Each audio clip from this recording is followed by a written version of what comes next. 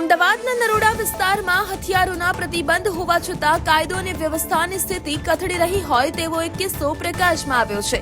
આ ઘટના નરોડાના નાના ચિલોડા પાસે આવેલી ન્યૂ શાહીબાગ સોસાયટીમાં મારામારીની ઘટના બની હતી.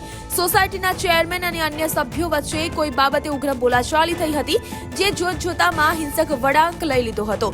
આ ઝઘડામાં તલવાર અને લાકડાના દંડા જેવા હથિયારોનો ખુલ્લેઆમ ઉપયોગ કરવામાં આવ્યો હતો.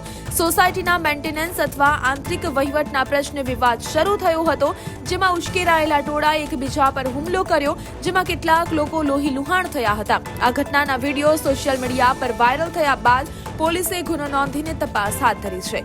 ઉલ્લેખનીય છે કે ફરિયાદી સોસાયટીના ચેરમેનના ઘરે વાતચીત કરવા ગયા હતા. નાના ચિલોડાના ન્યૂ શાહીબાગ વિસ્તારમાં આવેલી કેસર વાટિકા સોસાયટીમાં 4 લોકોએ પિતા પુત્ર સહિત 3 લોકોને માર માર્યો હતો. પોલીસે આ અંગે વધુ તપાસ હાથ ધરી છે.